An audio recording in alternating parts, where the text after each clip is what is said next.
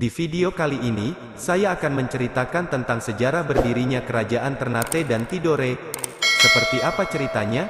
Yuk, langsung saja kita simak videonya. Sejarah Kerajaan Ternate dan Tidore. Kerajaan Ternate termasuk kerajaan Islam tertua di Nusantara. Kerajaan ini didirikan oleh Bab Mashur Malamu pada tahun 1257 Masehi dan berkuasa dari tahun 1257 sampai tahun 1272 Masehi, dan sekaligus menjadi Raja Kolano pertamanya.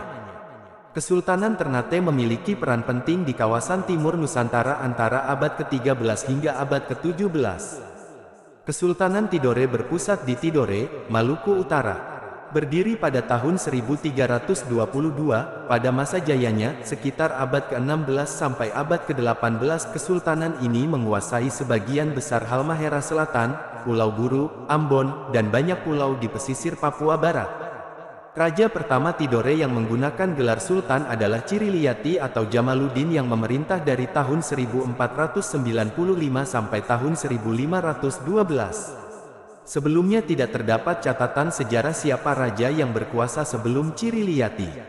Sejarawan Belanda F.S.A. de Klerk mencatat pada tahun 1334, Tidore dipimpin oleh seorang yang bernama Hussein Shah. Secara geografis, Kerajaan Ternate dan Tidore terletak di Kepulauan Maluku, antara Sulawesi dan Papua. Letak tersebut sangat strategis dan penting dalam dunia perdagangan masa itu. Pada masa itu, Kepulauan Maluku merupakan penghasil rempah-rempah terbesar sehingga dijuluki sebagai The Spicy Island. Rempah-rempah menjadi komoditas utama dalam dunia perdagangan pada saat itu, sehingga banyak pedagang maupun bangsa-bangsa yang ingin datang dan bertujuan ke sana. Melewati rute perdagangan tersebut, agama Islam meluas ke Maluku, seperti Ambon, Ternate, dan Tidore. Keadaan seperti ini telah mempengaruhi aspek-aspek kehidupan masyarakatnya, baik dalam bidang politik, ekonomi, sosial, dan budaya. Pada abad ke-14 Masehi, di Maluku Utara telah berdiri 4 kerajaan yaitu Jailolo, Ternate, Tidore, dan Bacan. Masing-masing kerajaan dipimpin oleh seorang Kolano. Beberapa kali keempat kerajaan tersebut terlibat perang memperebutkan hegemoni rempah-rempah. Namun, akhirnya mereka dapat mengakhirinya dalam perundingan di Pulau Motir. Dalam persetujuan Motir ditetapkan Ternate menjadi kerajaan pertama, Jailolo kedua, Tidore yang ketiga, dan Bacan yang keempat. Saat itu wilayah Maluku Utara dikenal dengan nama Moluku Kieraha yang secara harfiah berarti gugusan 4 pulau bergunung. Keempat pulau itu dikuasai oleh 4 kesultanan yaitu Kesultanan Ternate yang dipimpin Sultan Zainal Abidin tahun 1486 sampai tahun 1500, Kesultanan Tidore yang dipimpin oleh Sultan Mansur, Kesultanan Jailolo yang dipimpin oleh Sultan Sarajati, dan Kesultanan Bacan yang dipimpin oleh Sultan Kecil Buko. Oleh keempat kesultanan inilah hubungan perdagangan mulai dijalin. Kerajaan-kerajaan di Maluku sangat akrab menjalin hubungan ekonomi dengan pedagang Jawa sejak zaman Majapahit. Pedagang Maluku sering mengunjungi bandar seperti Surabaya, Gresik, dan Tuban. Sebaliknya, pedagang Jawa datang ke Maluku untuk membeli rempah-rempah. Hubungan kedua belah pihak ini sangat berpengaruh terhadap proses penyebaran agama Islam di Indonesia. Sejak abad ke-13, Maluku sudah ramai dikunjungi oleh pedagang-pedagang Islam dari Jawa dan Melayu. Seiring dengan ramainya perdagangan, berdatangan pula para mubalik dari Jawa Timur untuk mengajarkan agama Islam. Salah seorang mubalik yang berjasa menyiarkan agama Islam di Maluku ialah Sunan Giri dari Gresik, Jawa Timur. Kerajaan Ternate merupakan kerajaan yang mendapatkan pengaruh Islam dari para pedagang Jawa dan Melayu. Pusat pemerintahan Ternate terdapat di Sampalu. Raja Ternate yang pertama ialah Sultan Zainal Abidin tahun 1486 sampai tahun 1500. Raja Ternate yang terkenal ialah Sultan Harun. Hasil utama Ternate waktu itu ialah cengkeh dan pala. Jejak-jejak arkeologi atau bukti fisik pengaruh budaya Islam dapat dilihat dengan berbagai bentuk peninggalan budaya Islam masa lampau baik peninggalan kerajaan maupun peninggalan daerah. Negeri-negeri yang bercorak Islam, daerah pusat kekuasaan Islam di wilayah Maluku Utara, peninggalan arkeologi yang monumental misalnya istana atau kedaton, masjid kuno, Al-Quran kuno dan berbagai benda pusaka peninggalan kerajaan. Sementara itu, di wilayah Maluku bagian selatan, meskipun tidak berkembang menjadi sebuah kesultanan dengan wilayah kekuasaan yang lebih luas, namun pengaruh Islam dapat dilihat dengan adanya negeri-negeri bercorak keagamaan Islam. Di antara negeri bergabung menjadi kesatuan adat yang menunjukkan adanya ikatan integrasi sosial yang kuat. Meskipun tidak berkembang menjadi daerah kesultanan, namun negeri-negeri tersebut memiliki pemerintahan dan simbol-simbol kepemimpinan tertentu. Sejak abad ke-13, Ternate dan juga Tidore sudah dikenal dalam kancah perdagangan dunia sebagai pusat perdagangan rempah. Berbagai saudagar yang berasal dari Arab, India, dan Tionghoa serta Persia datang ke wilayah ini untuk berdagang hingga akhirnya para pedagang dari Eropa seperti Inggris, Portugis, Belanda, dan Spanyol juga hadir di wilayah ini, khususnya untuk mencari cengkeh dan pala. Wilayah Maluku bagian timur dan pantai-pantai Irian, Papua, dikuasai oleh Kesultanan Tidore, sedangkan sebagian besar wilayah Maluku, Gorontalo, dan Banggai di Sulawesi, dan sampai ke Flores dan Mindanao, dikuasai oleh Kesultanan Ternate. Kerajaan Ternate mencapai puncak kejayaannya pada masa Sultan Ba'abullah, sedangkan Kerajaan Tidore mencapai puncak kejayaannya pada masa Sultan Nuku. Persaingan di antara Kerajaan Ternate dan Tidore adalah dalam perdagangan. Dari persaingan ini menimbulkan dua persekutuan dagang, masing-masing menjadi pemimpin dalam persekutuan tersebut, yaitu 1. Uli Lima atau Persekutuan Lima Bersaudara, dipimpin oleh Ternate meliputi Bacan, Seram, Obi, dan Ambon. Pada masa Sultan Ba'abullah, Kerajaan Ternate mencapai puncak keemasan dan disebutkan daerah kekuasaannya meluas ke Filipina. 2. Uli Siwa atau Persekutuan Sembilan Bersaudara, dipimpin oleh Tidore meliputi Halmahera, Jailalo sampai ke Papua. Kerajaan Tidore mencapai puncak keemasan di bawah pemerintahan Sultan Nuku.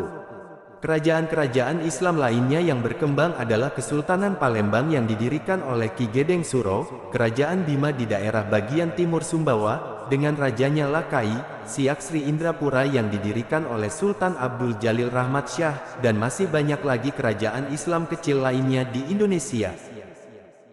Kehidupan politik Kerajaan Ternate dan Tidore. Di Kepulauan Maluku terdapat kerajaan kecil, diantaranya Kerajaan Ternate sebagai pemimpin Uli Lima yaitu Persekutuan Lima Bersaudara. Uli Siwa yang berarti Persekutuan Sembilan Bersaudara. Ketika bangsa Portugis masuk, Portugis langsung memihak dan membantu Ternate.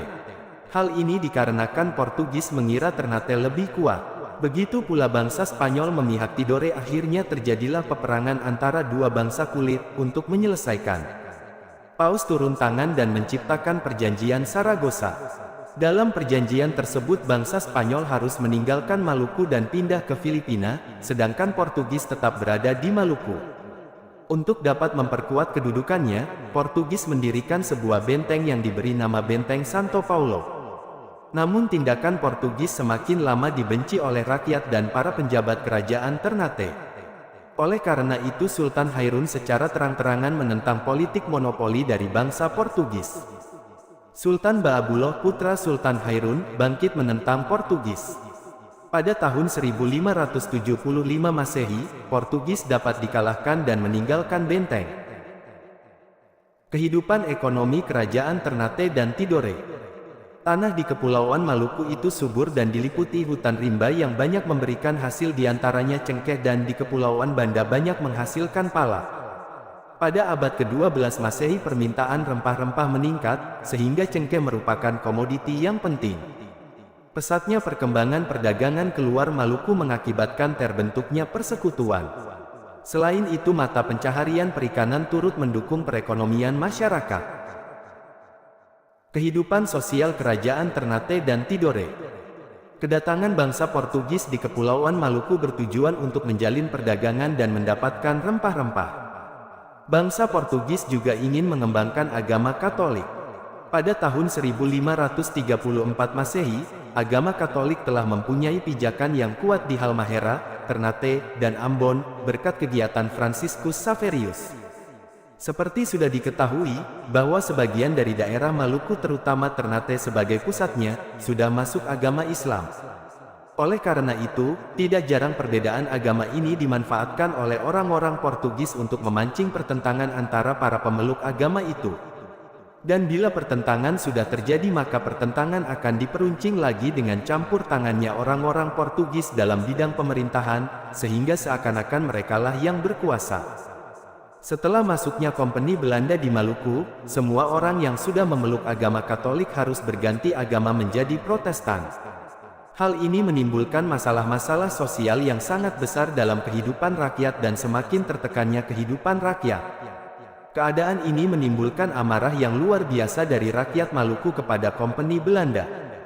Di bawah pimpinan Sultan Ternate, perang umum berkobar, namun perlawanan tersebut dapat dipadamkan oleh kompeni Belanda. Kehidupan rakyat Maluku pada zaman kompeni Belanda sangat memprihatinkan sehingga muncul gerakan menentang kompeni Belanda. Kehidupan budaya Kerajaan Ternate dan Tidore. Rakyat Maluku, yang didominasi oleh aktivitas perekonomian tampaknya tidak begitu banyak mempunyai kesempatan untuk menghasilkan karya-karya dalam bentuk kebudayaan. Jenis-jenis kebudayaan rakyat Maluku tidak begitu banyak kita ketahui sejak dari zaman berkembangnya kerajaan-kerajaan Islam seperti Ternate dan Tidore. Kemunduran kerajaan Ternate dan Tidore disebabkan karena diadu domba antara kerajaan Ternate dengan kerajaan Tidore, yang dilakukan oleh bangsa asing Portugis dan Spanyol yang bertujuan untuk memonopoli daerah penghasil rempah-rempah tersebut. Setelah Sultan Ternate dan Sultan Tidore sadar bahwa mereka telah diadu domba oleh Portugis dan Spanyol, mereka kemudian bersatu dan berhasil mengusir Portugis dan Spanyol keluar Kepulauan Maluku. Namun kemenangan tersebut tidak bertahan lama, sebab VOC yang dibentuk Belanda untuk menguasai perdagangan rempah-rempah di Maluku berhasil menaklukkan Ternate dengan strategi dan tata kerja yang teratur, rapi dan terkontrol dalam bentuk organisasi yang kuat. Kerajaan Ternate meninggalkan beberapa tempat dan benda bersejarah di antaranya. 1. Keraton Kesultanan Ternate. Bangunan ini bergaya abad ke-19 dan merupakan representasi dari model arsitektur Cina. Merupakan gedung berlantai 2 menghadap ke arah laut dan dikelilingi benteng-benteng peninggalan Belanda di Ternate, serta berada satu komplek dengan Masjid Jami Ternate. Konon, pembangun keraton ini adalah Sultan Bab Mashur Malamu. Telah dilakukan pemugaran sebanyak 2 kali pada tahun 1978 sampai tahun 1982. Pemugaran ini dilakukan oleh Dr. Daud Yusuf. Keraton ini merupakan peninggalan kerajaan Islam tertua di Nusantara yang masih memiliki nuansa sejarah yang kental. Letaknya di Jalan Sultan Hairun, Kelurahan Salero, Kecamatan Ternate Tengah, Kota Ternate, Maluku. Keraton ini menjadi satu-satunya bangunan tradisional yang masih bisa berdiri megah di pusat kota Ternate. Bangunan ini menghadap ke arah timur dan memiliki latar belakang Gunung Gamalama. Pada masa kini, bangunan ini dipakai sebagai Museum Kesultanan Ternate. Sampai sekarang, masih banyak tradisi yang dilakukan masyarakat untuk memperingati hari kelahiran Sultan-Sultan Ternate. 2. Masjid Jami Kesultanan Ternate. Masjid ini dibangun oleh Sultan ke-24 Ternate, yaitu Sultan Hamzah. Bangunan ini memiliki atap yang bersusun 7, dengan luas masjid 22,4 x 39,3 meter dan tinggi seluruh bangunan 21,74 meter. Agar kokoh, bangunan ini memiliki 4 pilar utama dan 12 pilar penyokong. Di sekeliling bangunan masjid terdapat pagar tembok dengan pintu gapura yang memiliki 2 atap yang berfungsi sebagai menara azan. Masjid ini berada di komplek yang sama dengan keraton atau istana Kesultanan Ternate. 3. Makam Sultan Ba'abullah. Makam milik Raja ke-24 dari Kerajaan Ternate juga menjadi salah satu peninggalan bersejarah dari kerajaan ini. Sultan Ba'abullah memerintah Kesultanan Ternate pada tahun 1570 sampai tahun 1583. 4. Benda-benda peninggalan di Museum Kesultanan Ternate. Di antara peninggalan sejarah Kesultanan Ternate yang utama, terdapat pula koleksi-koleksi yang disimpan di Museum Kesultanan Ternate. Beberapa peninggalan tersebut adalah Al-Quran tulisan tangan raja, ruang berdoa, bendera atau panji-panji dengan ayat-ayat Al-Quran, singgasana raja, tongkat kebesaran pedang, dan peralatan militer seperti pakaian perang, tombak, senapan, dan sebagainya. 5. Benteng Toluco.